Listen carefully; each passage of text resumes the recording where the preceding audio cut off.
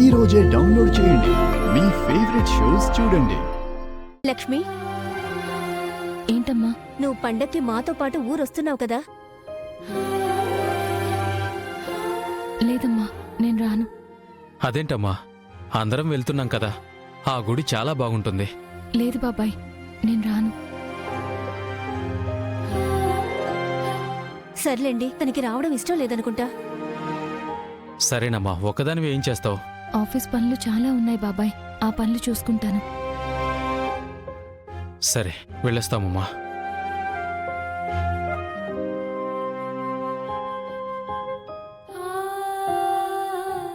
లక్ష్మి,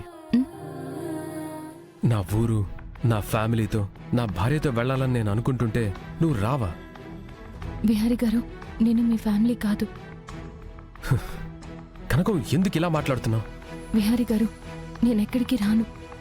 ఇక్కడ అంబికమ్మ ఒక్కరే ఉంటున్నారు, ఆమెతో పాటు ఉంటాను. ఆఫీస్ పని కూడా ఉంది. కనుక నేను చెప్తున్నాను, నువ్వు వస్తే బాగుంటుంది. లేదు విహారి గారు, దయచేసి మీరు సహస్రమ్మ గారితో పాటు వెళ్ళండి. సరే, నీ ఇష్టం.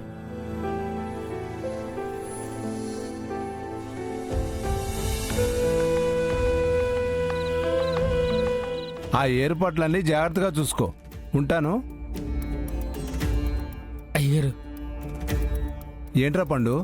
ఏట్లేదయ్యా, ఇందుకు వచ్చారు కదా మీ ఊరు వాళ్ళు యమునమ్మ గారిని, హరికృష్ణబాబు గారిని ఎందుకు వెళ్ళగొట్టారయ్యా?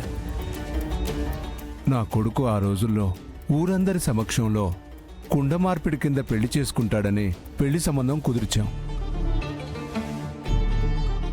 వాడు అప్పటికే యమునమ్మని ప్రేమించాడు. తనకి ముందు వెనక ఎవరూ లేని అనాథ. చివరికి పెళ్లి రోజు సమీపించేసరికి వీడు వెళ్ళి యమునని పెళ్లి చేసుకొని వచ్చాడు. అప్పటికే చాలా గొడవలు జరిగాయి. ఆ రోజు అమ్మాయి గుళ్ళో అమ్మవారికి పూజ చేసి సారె సమర్పించడం ఆనవాయితీ. అందరూ తలో మాట అన్నారని వాడు ఆ పని చేయకుండానే ఊరు వదిలి వచ్చేశాడు. మరి ఆ శాపమో మరి ఇంకే దోషమో నాకు తెలియడం లేదు, కానీ నా కొడుకు అల్పాయుషుడుగానే మరణించాడు.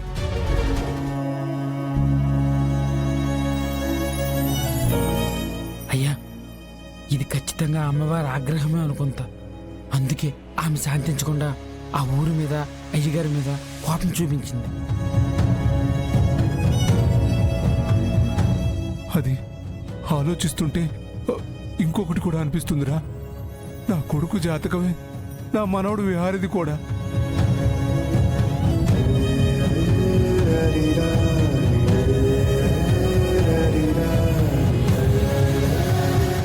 అందుకే అమ్మవారు ఎన్ని సంవత్సరాల తర్వాత పూజ చేయమని ఊరు వాళ్లతో సందేశం పంపించింది.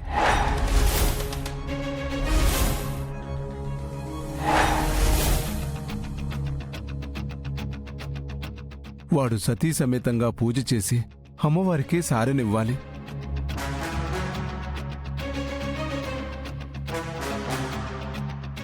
అలా చేయలేదనే ఇన్ని రోజుల నుంచి ఈ గండాలు, ఈ అపశకునాలు.